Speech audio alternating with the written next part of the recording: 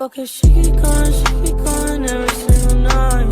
Day and night on my mind, pushing cute vibe. How's it going, everybody? This is Top of Drapo. Hope you're having another great day, and welcome back to another video. Alright folks, so as of last evening, it was the beginning of Ramadan. Now, as I've mentioned before, this is around a time where people in my religion like me go a whole month in which they go 30 days, let's say from the morning all the way until a designated time in which they go without eating. It is a thing that we usually do every single year because it is a part of our religion, and it's something that can be really grueling at times, but obviously it is something that I've been doing for quite a long time, and really something that has been more child's play at this point. And that leads to a lot of questions that I know some people might have for me, like particularly how do I handle Ramadan in times where there are a whole lot of other things that are going on in my life, you know, everything that's been happening with me at home. And like I said before, I want to try to maintain or at least lose a little bit more pounds that I currently have, maybe through some exercise, or even during times where I'm at work. You know, how do I handle the urge to break my fast when I know that there are still a few hours that I have to go through before I can finally eat? Well, for today's video, I'm going to try to explain a little bit of that to you. For today's video, I'm going to be explaining a little bit about how I handle Ramadan through three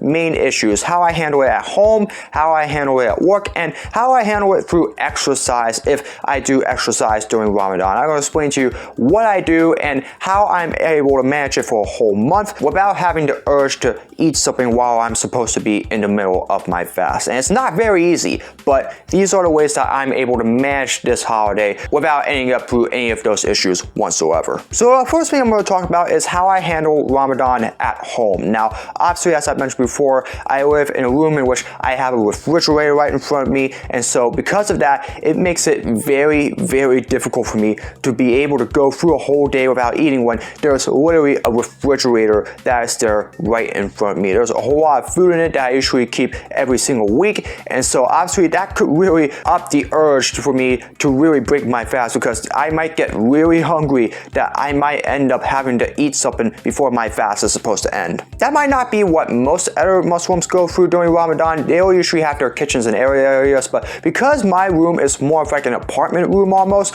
because I have a fridge that's right in front of me, it really puts a lot of pressure for me to be able to go through a whole day without eating. Because in these times, you know, when you're trying to go through a fast, one of the things that you're supposed to do is take your mind off of food. And because I had a fridge right in front of me, it puts more and more in my mind about food, like what I'm supposed to eat later in the day and something like that, that it really starts to make me feel a little bit more hungry. And unfortunately, that could make it a little bit more difficult for me to be able to complete my fast. So how do I handle Ramadan at home? Well, obviously one of the things that I do is video games. You know, I've talked quite a bit about my video game hobbies here on my channel, and really that's one of the things that I do. Whenever I have some free time, I spend some time playing on my PlayStation 1, 2, 3, or 4 and playing some of my favorite games. You know, obviously having my eyes on a TV screen can really help me keep my mind off of food. It can allow me to focus on the game and really just have a little bit of fun with myself. Another thing that allows me to spend more time away from the food and handle Ramadan here is just watching, you know, some of my favorite shows. You know, sometimes I binge watch some of my favorite shows, you know, like, you know, some sports shows or maybe even a couple other shows that might be new in particular, but sometimes having a TV out in front of you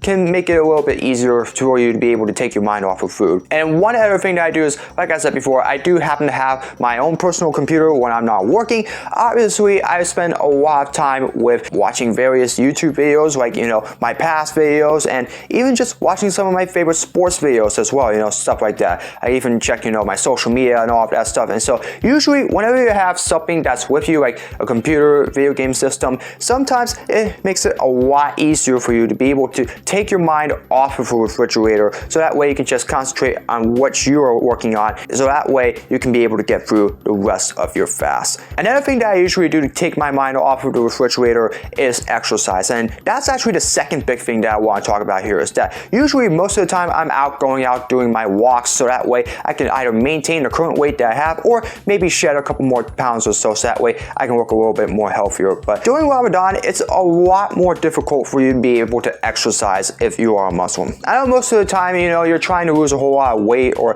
trying to make sure that you don't gain any weight. And one of the reasons to do that is really just to exercise. I know going out a lot to walk, or even go for a jog or a bike ride is a good way to do it. And even go out to the gym as well, doing weight lifts as well, bench presses, squats as well. It's really good. But the problem is, it's very difficult for you to do during Ramadan because it requires a lot of calorie burning and a lot of exhaustion of your energy. And because of all of that heavy workout that you do during those times, usually you end up running out of breath and a lot of energy. And because of all of the heavy lifting and a whole lot of heavy workouts that you do, you can really end up being a lot more hungrier than you should. And so obviously, that's why some people usually just take the whole month to steer clear of exercising, because you really don't want to take the risk of ending up gaining a whole lot more weight because you are fasting during this time. There's really no risk for you to exercise when the only thing that you're going to be doing is exhausting yourself and putting yourself further at risk to become more hungry and end up breaking your fast earlier than you should. So a question that could be of discussion here,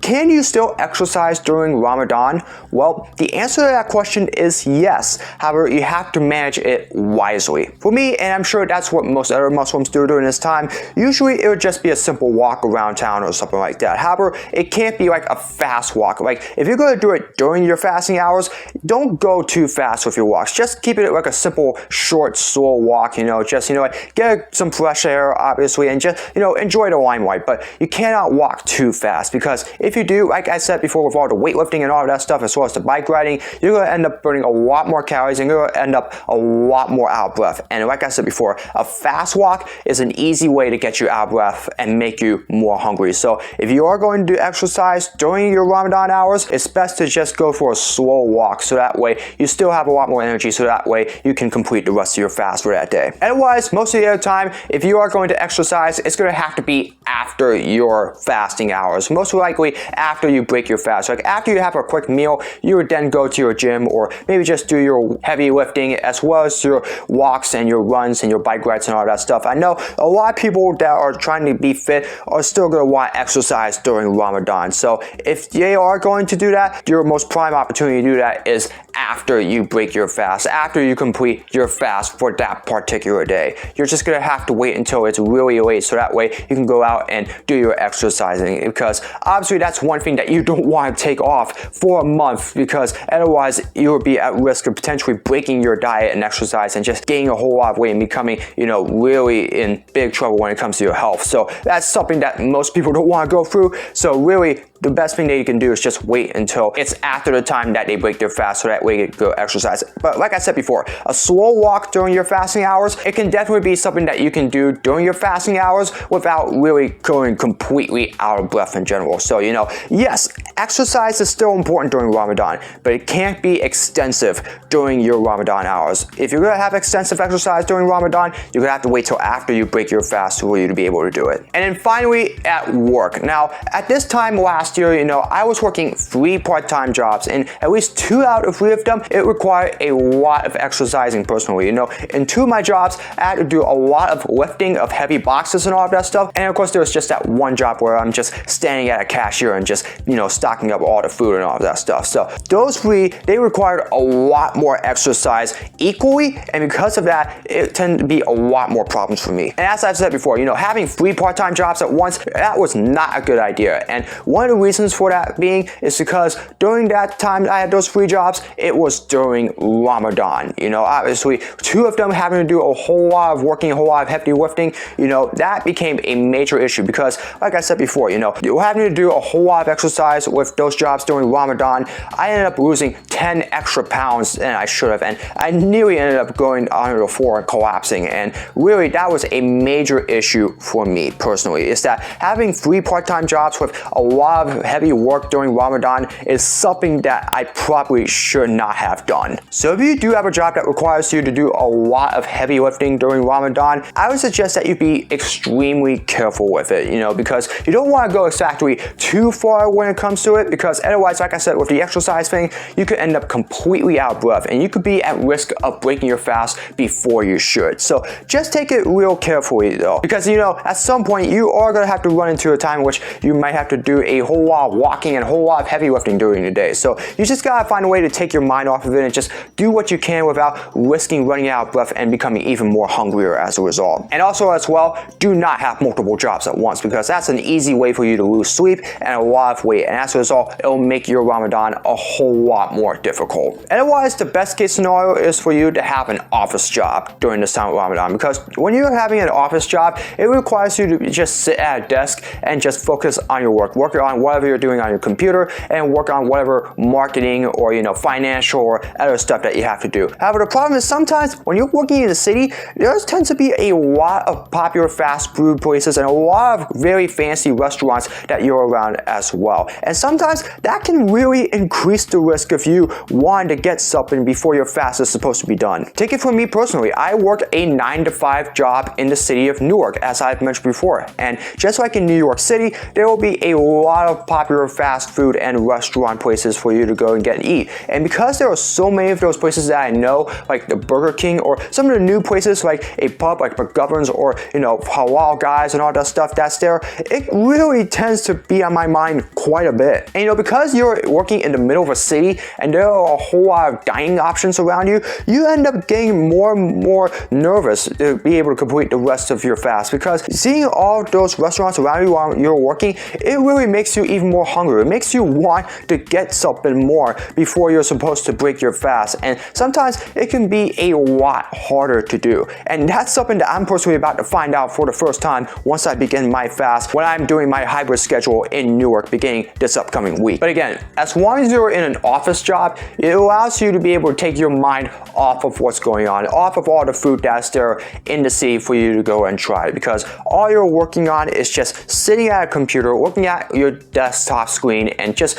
completing all of your assignments. You're speaking with your fellow coworkers, you're working on a whole lot of stuff, and really, as long as you're doing something active without thinking about food, it really allows you to take your mind off of all of those other restaurants that you go through. Now, if you're still there past the time that you're supposed to break your fast, then yeah, you can maybe just go ahead and take out, or maybe just dine there and just, have a good time. But during the day though, when you're working in the city, you need to focus solely on what you're supposed to be doing without worrying about all the other restaurants that are around you. Just focus on what you're doing and you'll be just fine. And really, any job in particular, whether it's physical or not, it requires you to be able to use a lot of mental and physical duration to be able to get through the day. And sometimes that can be a lot of pressure during Ramadan. So really, the best thing you can do is just keep yourself busy and keep yourself active, because if you don't have a whole lot to do, or if you're doing too much, you're going to think more about food and you're going to end up becoming a lot hungrier as a result. And that will make it a whole lot more difficult for you to be able to get through the rest of Ramadan. So yeah, those are really the 3 things that I really wanted to focus on here: how I handle Ramadan at home, exercise, and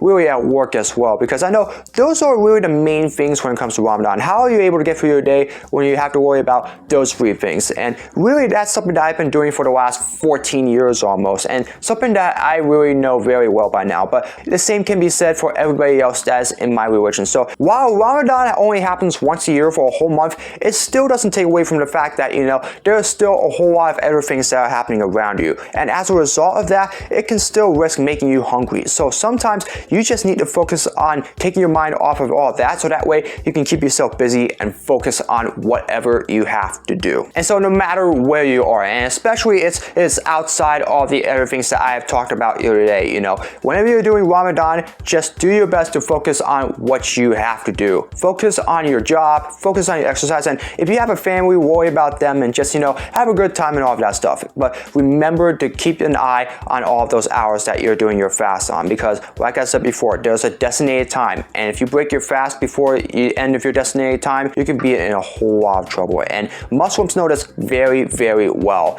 And throughout this next month, I'm going to be taking those lessons very carefully when I go through my fast, not only here, but also at work as well. And so yeah, to everybody else in my religion, I wish you all a happy Ramadan. I wish you the best of luck throughout the upcoming month. And yeah, it's going to be a very tough month, but as I said before, we always get through everything together, and I can promise you we are going to get through this Ramadan just fine. So I wish everybody else in my religion the best of luck this upcoming month. That being said, if you also do Ramadan personally yourself, how do you handle it personally? What do you do to try to take your mind off of food and just focus on the day without worrying about, breaking your fast before the end of your designated time? How do you handle Ramadan personally? Let me know know down in the comments, and I'll be more than ever interested in hearing your opinions about it. That's gonna do it for another video. Hope you all enjoyed it. Now, this upcoming month here, April, things are gonna be really busy for me personally. I got a couple walks that I'm gonna be attending with my friends at Best Buddies, New Jersey on April 9th and April 23rd, which are both on a Saturday. And also, I got a whole lot of other stuff going on as well. So,